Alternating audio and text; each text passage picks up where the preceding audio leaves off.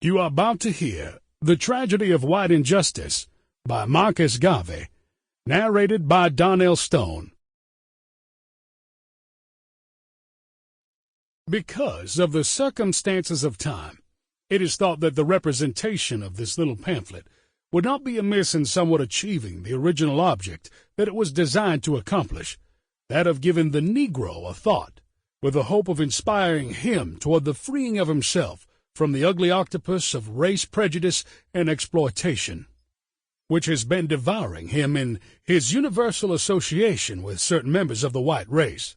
All good psychologists realize that if you can set a man thinking, you are likely to produce, through him, results that never would have been possible otherwise. The object I have in view is to get the Negro to accomplish much for himself out of his own thoughtfulness. To arouse that thoughtfulness, he must be shocked, or otherwise he must be driven to see the unusual that is operating against him. And so this little pamphlet was written during a time of leisure in jail in 1927, in the peculiar form in which it appears.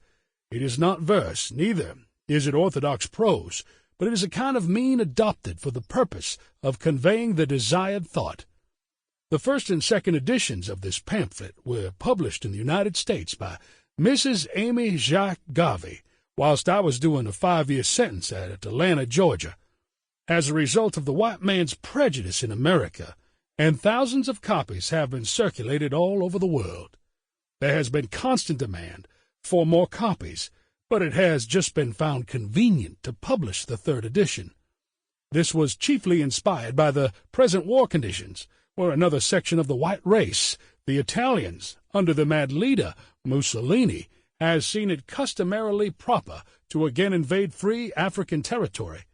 Following the course of the old land thieves, Mussolini has organized an unusual savage-like military outfit to conquer Abyssinia, the avowed purpose being to afford Italy economic and political expansion, disregarding all the rights of the Abyssinians to the peaceful possession of their native land. It is evident, therefore, that some of the white race have not changed much during the centuries. They are still barbarous, savage, and in even way inhuman and unjust. The war in Abyssinia proves their modern barbarism and savagery. Hence, no one may say that what is contained in this little pamphlet is not really true of the character and disposition of the white man in his association with the weaker and particularly the darker peoples of the world. Probably if he reads this, he himself may get conscious thought in realizing how unworthy is his character, as is shown by his conduct. Sample complete. Ready to continue?